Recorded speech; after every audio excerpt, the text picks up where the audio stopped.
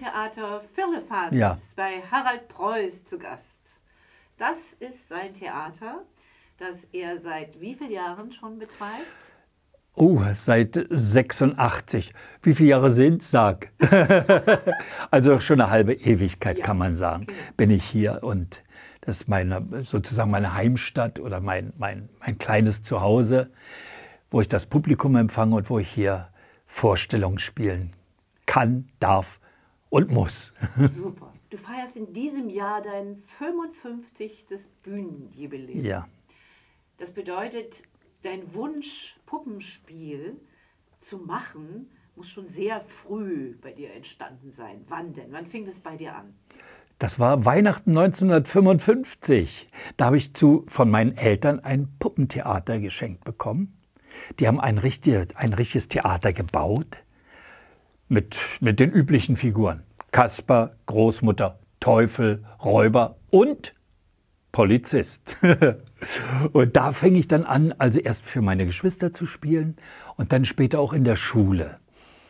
Und so langsam dachte ich, es könnte eigentlich ein schöner Beruf sein, Puppentheater zu spielen. Du kannst dir was ausdenken, kannst ein bisschen spinnen, kannst Leute dazu nehmen, die vielleicht auch Spaß haben an der Sache. Und Gab es denn damals schon eine Schule, wo man das lernen konnte wie heute? das gab es nicht. Man ging immer an ein Theater und hat dann Ausbildungsvertrag gemacht. An der Schauspielschule gibt es ja die Sektion Puppenspiel. Die gab es damals noch nicht. Und ich habe mich dann mal beworben, zu Anfang der 60er Jahre, und wollte dann schon mal fragen, so mit 13.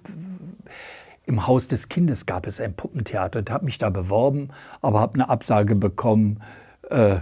Zu jung. Ja, mach erst mal deine Schule zu Ende, so in der Richtung. Und ich habe dann mit 16 in meiner Heimatstadt, das war Ludwigsfelde, auch eine Puppenspielgruppe geleitet, war schon 16, ja, und habe mich dann 66 an einem Puppentheater beworben in Dresden, das staatliche Puppentheater Dresden, und habe da einen Ausbildungsvertrag gemacht, 66 bis 70. 70 habe ich dann dort, also nachdem wirklich in allen Fächern ich unterrichtet wurde, bis Sprecherziehung und Regieassistenz und alles, was man so machen muss am Theater, das habe ich dort gemacht und habe dann eine Bühnenreifeprüfung abgelegt und bin dann nach Berlin gegangen, ans Puppentheater Berlin. Und da habe ich dann also alles gespielt, von A bis Z. Helden, aus den verzauberten Brüdern, die Hexe, verschiedene Kinder. Ein staatliches Theater, Das ist ein städtisches Theater, Staates, ja. Wie groß war die Bühne? Kannst du mal kurz beschreiben? Im Unterschied zu deiner Bühne jetzt? Das ist eine richtig große Bühne mit einer wahnsinnig tiefen Hinterbühne. Und man konnte da natürlich richtig sich austoben. Wie viele Ensemblemitglieder gab es da? Als ich wegging, dort 82, waren es über 60. 60? Angestellte, bis hin zur Kassenfrau und so weiter. Puppenspieler waren wir, ich glaube, 12 bis 15, so in dem Dreh waren das. Aber es war ein richtiges, großes, staatliches Theater. Mit wie vielen Zuschauerplätzen? Das waren 280 etwa, Wow. 300. So. Das war ja früher mal ein Kino. Da war die Bestuhlung noch ein schöner, kleiner, ansteigender Rang.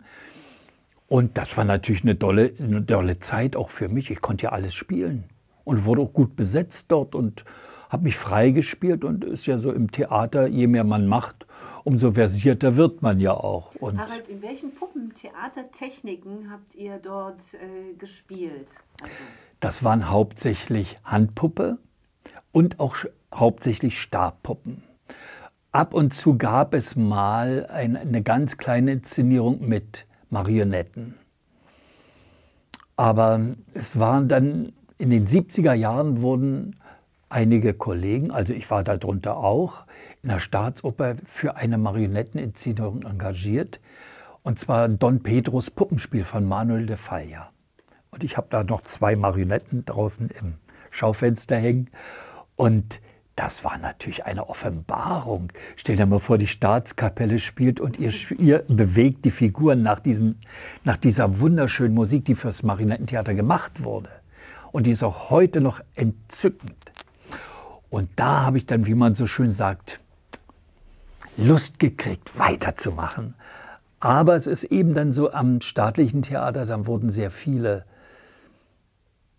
Inszenierungen gemacht, die schneller gehen müssen. Zur Marionette brauchst du sehr viel Zeit und ist auch sehr aufwendig. Also in der Hinsicht wurde dann nichts mehr gemacht. Und dann dachte ich, aber die Verbindung Marionette und Musik, die ist außerordentlich reizvoll für mich. Und da habe ich gesagt, da musst du was machen. Im staatlichen Theater war die Zeit nicht dafür da, dass man sich lange damit befasst. Und ein Freund sagte mir, du, es gibt von Mozart eine ganz kleine Oper mit 3 Figuren. Bastien, ein Jugendwerk von Mozart. Und damit habe ich dann als Freiberufler angefangen in den 80er Jahren. 84, 85 haben wir das gemacht. Ein Kollege und ich, wir haben das gemacht. Barbara und Günther Weinhold hatten die Marionetten angefertigt, die heute noch entzückend sind und wunderbar funktionieren. Und die Regie hatte Hella Müller aus Dresden gemacht. Das war natürlich sehr schön. Und da hat man gesagt, das willst du mal weitermachen. Natürlich, die Alltagsarbeit war natürlich für Kinder- und Familienpublikum im Freiberuflichen auch zu spielen. Du musst ja auch Geld verdienen und ist ja deine Existenz. Da ist dann nicht verlassen auf andere. Und man hat sehr viel gespielt. Und dieses Theater habe ich dann 86 bekommen, aber nicht als Theater. In der DDR war ja Privattheater verboten. Das wurde hier als Probenraum deklariert. Hier in der Sophienstraße, ja. Und wir haben dann aber auch Vorstellungen schon gegeben im Auftrage eines Kulturhauses. Und wir haben dort die Eintrittskarten abgerechnet und haben da ein Honorar bekommen. Das lief wunderbar. Und es war schon damals sehr voll und es war ein Selbstläufer. Und so konnte ich immer, wenn ich ein bisschen Geld hatte, mir wieder etwas Neues gönnen. Dann haben wir zwischendurch auch noch mal im Schauspielhaus im Musikclub gemacht, Abu Hassan von Karl Maria von Weber.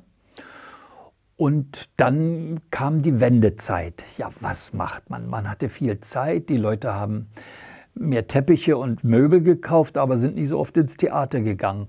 Und da habe ich mir überlegt, mach mal noch mal eine schöne Marionettensache. Und dann hat sich dann herauskristallisiert Zauberflöte. Ja, wie machen wir es? Und da habe ich mich dann dahingesetzt und das mal schon dramaturgisch bin ich das durchgegangen. Wie kann man das zu zweit machen, dass es nicht langweilig wird, dass beide zu tun haben und dass zwei Leute das bewerkstelligen können. Harald, warum hast du dich für die Marionette entschieden? Ja. Du ja genauso gut Handpuppe, Schattenspiel machen können. Ja. Was begeistert dich an der Marionette? Erstens ist es die Faszination der Bewegung. Auch wenn ich heute noch eine Marionette in die Hand nehme, ich bin immer noch fasziniert, dass die das macht oder nicht macht, was ich will. Das ist man erzeugt eine Bewegung von oben in einer Distanz zu einem Stückchen Holz da unten. Und es ist natürlich wunderschön, wenn die Bewegung, wenn man zum Beispiel einen Schäfer spielt oder den Papageno spielt, dass der das macht, was man will.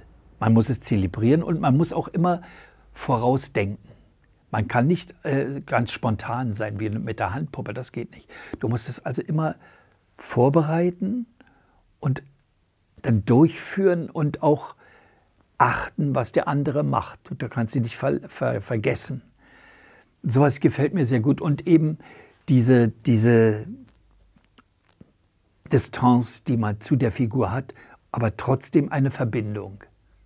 Könntest du uns das mal zeigen, Na klar, wie das funktioniert? aber gerne. Mit einer Marionette? Papageno, ja? Super! Gut. Ja.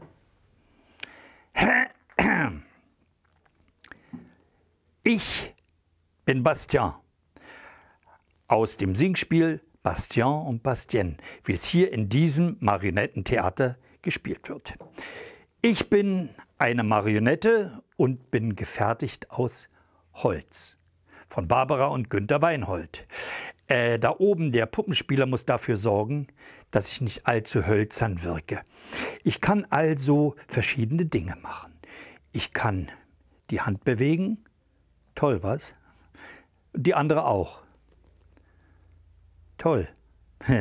Dann kann ich, wenn ich meine Liebste, die Bastien, sehe, kann ich dahin schmelzen. Ist die schön, meine geliebte Bastien. Der Kopf hat 3 Fäden. Puppenspieler, zeig mal, wo die Fäden sind. Ja. Hier ist ein Kopf am rechten Ohr, am Hinterkopf und hier. 3 Fäden sind notwendig, damit der Kopf richtig schön organisch sich bewegen kann. Manchmal bin ich auch traurig oder nachdenklich, ob sie mich noch liebt.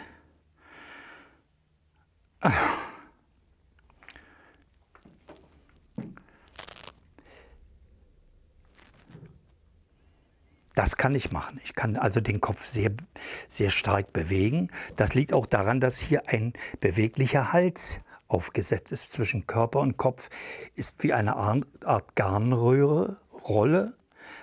Da ist eine Art Garnrolle und da ist der Kopf raufgesetzt. Bastian, du kannst aber keine schnellen Bewegungen machen, oder? Lieber nicht. Also Das eine wird dann Marionette braucht langsame Bewegungen. Genau. Langsame Bewegung und man muss auch immer vordenken, welche Bewegung man machen will. Hallo, Hallo, wer bist du denn? mein Name ist Papageno. Und ich bin auch eine Marionette, aber eine Stockmarionette.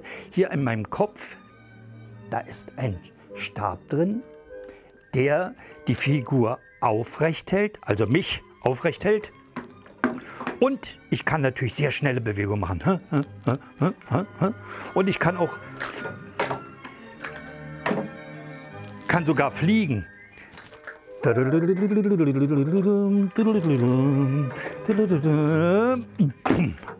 Das ist möglich und man kann auch einige spezielle Bewegungen machen. Ich habe hier eine Panflöte und damit kann ich spielen. Ich halte die Marionette hier so ran, an die Marionette die Panflöte ran. Ja, nur hält er sie nur ran. Aber indem ich dann den Armfaden ziehe,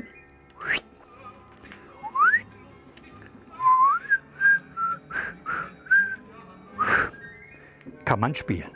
Ich zeige euch jetzt mal das Spielerkreuz. Ich habe hier 2 Ösen und wenn ich da den Faden nach oben ziehe, gehen beide Arme nach oben. Ich kann auch nach unten. Geht wunderbar. Und ich habe hier den rechten Arm, hier den linken Arm und kann also, wenn ich den rechten Arm hebe, auch den linken bewegen oder beide bewegen. Das ist schon recht schön. Dann habe ich hier an einer Waage das rechte Bein und das linke Bein. Und wenn er geht, bewege ich das ganze Kreuz und man hört, dass er klappernd geht. Das Kreuz, hier wird es übrigens aufgehangen. Oder wenn man mal drehen, es wäre ganz interessant, um mal zu zeigen, der muss sich ja auch manchmal drehen, dann kann ich das so machen, so oder so rum, so kann ich dann drehen. Und auf der Rückseite habe ich dann hier den Rückwärtsgang. Rechtes Bein, linkes Bein. Dadurch kann ich rückwärts gehen. So, so, so. Und wenn er vor der Papageno in Ehrfurcht auf die Knie fällt, ziehe ich die beiden hoch und schon liegt er der Geliebten zu Füßen. Ach, hier ist noch ein kleiner Stab. Das ist ein Spezialstab. Der ist für die Panflöte vom Papageno. Da, weil ich immer zu tun habe mit Händen, kann ich mit einem kleinen Finger nach hinten und schon geht die Flöte nach oben. Runter, hoch, runter. Und das ist das Kreuz vom Papageno.